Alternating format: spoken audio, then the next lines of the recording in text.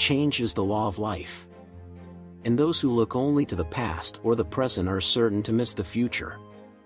Children are the world's most valuable resource and its best hope for the future. We can say with some assurance that, although children may be the victims of fate, they will not be the victims of our neglect. For one true measure of a nation is its success in fulfilling the promise of a better life for each of its members. Let this be the measure of our nation. Our deep spiritual confidence that this nation will survive the perils of today, which may well be with us for decades to come, compels us to invest in our nation's future, to consider and meet our obligations to our children and the numberless generations that will follow. I have seen in many places housing which has been developed under government influences, but I have never seen any projects in which governments have played their part, which have fountains and statues and grass and trees, which are as important to the concept of the home as the roof itself. It's only when they join together in a forward movement that this country moves ahead. Our goal is not the victory of might but the vindication of right, not peace at the expense of freedom, but both peace and freedom, here in this hemisphere, and, we hope, around the world. God willing, that goal will be achieved. A nation reveals itself not only by the men it produces but also by the men it honors, the men it remembers. This country cannot afford to be materially rich and spiritually poor. And if we cannot end now our differences, at least we can help make the world safe for diversity.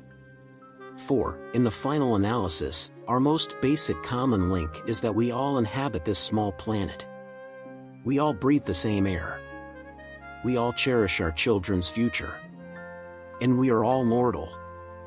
Ask not what your country can do for you, ask what you can do for your country. All this will not be finished in the first 100 days. Nor will it be finished in the first 1,000 days, not in the life of this administration, nor even perhaps in our lifetime on this planet. But let us begin. Let us never negotiate out of fear. But let us never fear to negotiate.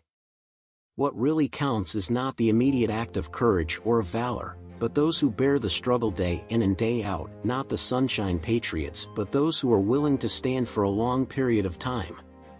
Today the challenge of political courage looms larger than ever before. For our everyday life is becoming so saturated with the tremendous power of mass communications that any unpopular or unorthodox course arouses a storm of protests such as John Quincy Adams, under attack in 1807, could never have envisioned.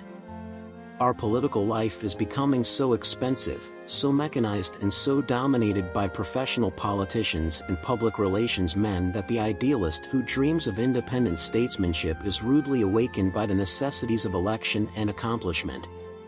And thus, in the days ahead, only the very courageous will be able to take the hard and unpopular decisions necessary for our survival. In whatever arena of life one may meet the challenge of courage, whatever may be the sacrifices he faces if he follows his conscience, the loss of his friends, his fortune, his contentment, even the esteem of his fellow men, each man must decide for himself the course he will follow. The stories of past courage can define that ingredient, they can teach, they can offer hope, they can provide inspiration. But they cannot supply courage itself. For this each man must look into his own soul.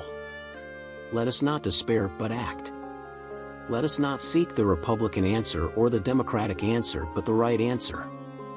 Let us not seek to fix the blame for the past, let us accept our own responsibility for the future. But I think the American people expect more from us than cries of indignation and attack. The times are too grave, the challenge too urgent, and the stakes too high to permit the customary passions of political debate. We are not here to curse the darkness, but to light the candle that can guide us through that darkness to a safe and sane future. As Winston Churchill said on taking office some 20 years ago, if we open a quarrel between the present and the past, we shall be in danger of losing the future.